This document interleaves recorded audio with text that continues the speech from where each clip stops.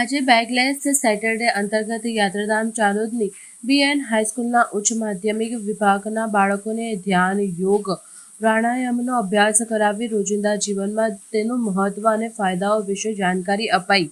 અભ્યાસ સિવાયની ઇતર પ્રવૃત્તિઓમાં જોડાઈને બાળકો આનંદિત જોવા મળ્યા. શાળામાં અભ્યાસ કરતા બાળકો રોજિંદા અભ્યાસ સિવાય આસપાસની દુનિયા સાથે કેવી રીતે જોડાઈ શકે, નવો અનુભવ પ્રાપ્ત કરે, બાળકોની રુચિઓને મહત્વ મળે, તેમની જિજ્ઞાસા વધે, આ તમામ મુદ્દાઓને ધ્યાનમાં રાખી શાળા પરિસર અને વર્ગખંડ બંને જીવંત રહે તે માટે સરકારના પરિપત્ર મુજબ રાજ્યભરમાં આજથી બેગલેસ સેટરડેનો પ્રારંભ થયો છે. ત્યારે યાત્રાધામ ચાલોદ ખાતે આદર્શ કેળવણી મંડળ સંચાલિત બીએન હાઈસ્કૂલના ઉચ્ચ પ્રાથમિક વિભાગ ધોરણ 6 થી 8 ના 280 જેટલા બાળકોને ગુજરાત રાજ્ય યોગ બોર્ડના સિનિયર યોગા ટીચર ગૌરી ભટ્ટ દ્વારા ધ્યાન, યોગ, પ્રાણાયામનો અભ્યાસ તેમજ યોગા એક્સરસાઇઝ કરાવી તેને વિસ્તારપૂર્વકની સમજ અપાઈ હતી. બેગલેસ સેટરડે અંતર્ગત આજે